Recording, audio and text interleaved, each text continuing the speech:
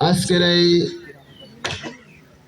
দোয়া ও আলোচনা মাহফিলের সম্মানিত সভাপতি, প্রধান অতিথিবৃন্দ, উলামায়ে কেরাম, বিভিন্ন পর্যায়ে দায়িত্বশীল নেতৃবৃন্দ, সামনে উপবিষ্ট আছেন মুরব্বিয়ানে কেরাম, যুব সমাজ, ইসলামী ছাত্র শিবির, যারা এই খণ্ডকালীন সময়ে দেশের শাসন ক্ষমতা আছেন, তারাও যেন সুন্দরভাবে ন্যায় ইনসাফের সাথে এই বিচারগুলো পরিচালনা করেন এবং যত প্রকার দেশে বৈষম্য আছে, যে বৈষম্য আন্দোলন হয়েছিল, সব বৈষম্য দূর করে সমতার ভিত্তিতে ন্যায় ইনসাফের সাথে এই সমাজটা পরিচালিত হয়ে থাকে।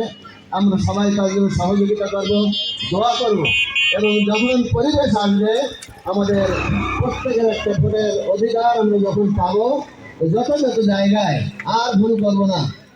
একবার মুদ্রা রেখে একবার মুদ্রা। বাংলাদেশ জামায়াত ইসলামী বটিয়াঘাটা উপজেলা শাখার সংগ্রামী আমির, আমাদের একান্ত প্রিয় নেতা শেখ মাওলানা আবু ইউসুফ উপস্থিত আছেন।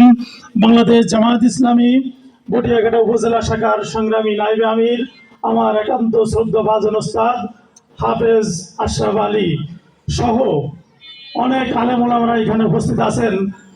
সবাই আমাদের উস্তাদ তুল্য, সবার কাছ থেকে কথা শুনতে পারলে ভালো লাগতো, কিন্তু আসলে সময় আর পরিবেশের কারণে সেটা সম্ভব হচ্ছে না।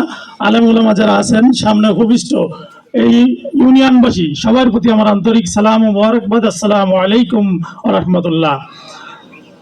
প্রিয় ইউনিয়নবাসী, এই দীর্ঘ প্রায় 1.5 যুগ পরে এই ফ্যাসিস্ট জালিম স্বৈরাচারী সরকারের পতনের